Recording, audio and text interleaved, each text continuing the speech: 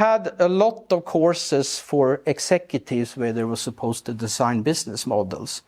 And sometimes they start with the activities, sometimes they start with the actors, and so on. But you really need to have these three. So you need a three-dimensional canvas somehow. And I struggled with this, but I actually made one that I think works. So it goes something like this. So the example is, some entrepreneur realizes that the best competence development is when you get a mix between theoretical learning and practical experience, because they cross-feed into each other. So this entrepreneur, she designs a business value proposition.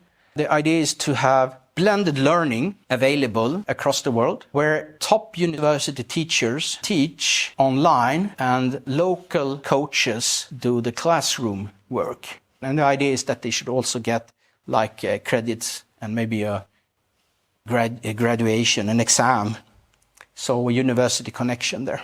So be like a hybrid version of a master program or something like that. And then we look at the activities first. So what do you need to have for going through this process? You have to have the recruitment of students, then you have to have a selection, and then enrolling. And then you have to give all the courses, examinate the courses. You have to have some sort of an exam project and an examination, and then introduction.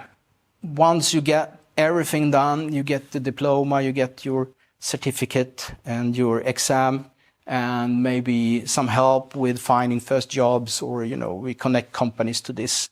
Because if you have a school or any kind of education service that you charge money for, it's good to be able to show that people who took this actually are successful. So you don't want to just give them the diploma and say bye-bye. So that's the activities. The assets that we need, it seems that we need both the learning management system and the classroom. And the learning management system has to have some sort of video capabilities. You can have all assets that you need, trash cans and toilet paper, but here we want to have the strategic assets, something that you just can't buy on the market easily, like setting up a website for enrollment. It's fairly simple. So that's not so meaningful to put in here, but a good learning management system, that's critical for this idea. So that's the assets. So then we have to look at actors. And I have actors on two fronts here. So first we have actors that are activity performers.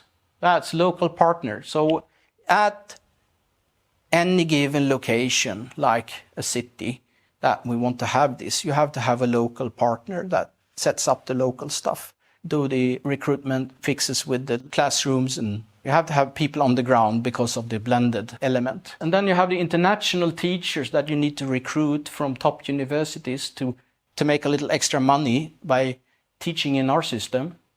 You have to be in here. Teachers do the examination, exam projects, and then local partner fixes the rest for this process. And then for the asset providers, so we will be the global partner. We will set up the system, the learning management service and software and all that. Maybe we might buy it, but we will own that. And it's also, we'll see later, it's critical for controlling this business. And then classrooms, that is something the local partner more easily can do than we can. Looking in their city, what are the available rooms and places to be in? And maybe they can interact with local authorities like municipalities, etc. If we can frame this as something that helps people get jobs, maybe we can get some support locally. So basically, to start a business, you try to get the best partners to do as much as possible. And you orchestrate that value network. In modern business strategy, in modern entrepreneurship, you think about what is the critical part that I need to do and how do I get others to do all the rest?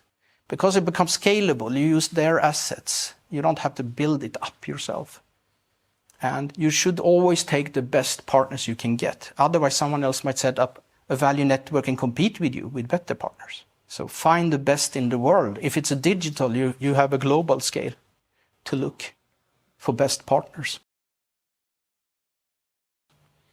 So now we want to make a model and illustrate this. So as I said, sometimes practitioners build it from the activities. I usually do that, but I call it the functions. If you do it from the functions, so you have the local partner recruits students, the local partner recruits teachers or coaches, local municipality supply classrooms, buildings, helps us with buildings. And the foreign university teachers teach through the learning management systems. They do the examination. So what we do is we have this central asset that all things should go through. We support that. We need to have an IT function. And then the global coordination between municipalities, the local partners, and then the teachers. That is something that we orchestrate and coordinate. You can put the functions out and then you circle them and you get the roles. So one actor has the role to do these functions. And the cool thing with this way to draw a business model is that if you circle the functions in other ways, you get completely different ways and completely different businesses. And you can really generate other business models just by changing the role boundaries. So this is one way you can do it. What is more common is that people take the actors as nodes and put them in a network. Then the functions become the arrows. Local partner recruits local teachers. Local partner coordinates local factory. Local factory teach the active students using the blended learning. We are the global organizer, that's us. We provide a platform, negotiate with municipalities, recruit foreign university teachers. So it illustrates how it works as a node network. So this is the functional flow. Then you can also do information flow. Here is important that we are the global organizer. We have the information flow with the universities and the local partners, but they are not connected.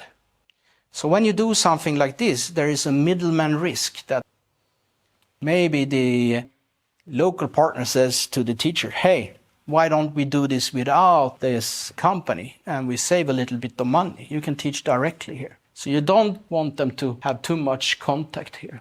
We want to control the information flow, and they teach through the learning management system that we own. We can also look at the money flows. So basically students maybe pay a bit to be in there. Maybe we get some money from the municipalities, they sponsor. And we pitch out to the local partners, they pay the local teachers, and we pitch out to the high-level university teachers that are doing all the online teaching. And this is also very important. You remember what I said about getting into a business ecosystem. Always try to get the function of revenue collection. First of all, you don't risk that the others take the money and fool you. But you have to set it up so everybody wants to be on board. And part of that is to incentivize them with making money. So if you don't control that and can change the level of compensations and so on, then it's very difficult to have the power to decide how the system should work and be organized. So you want to capture that function and you want to make sure that there is no leaking.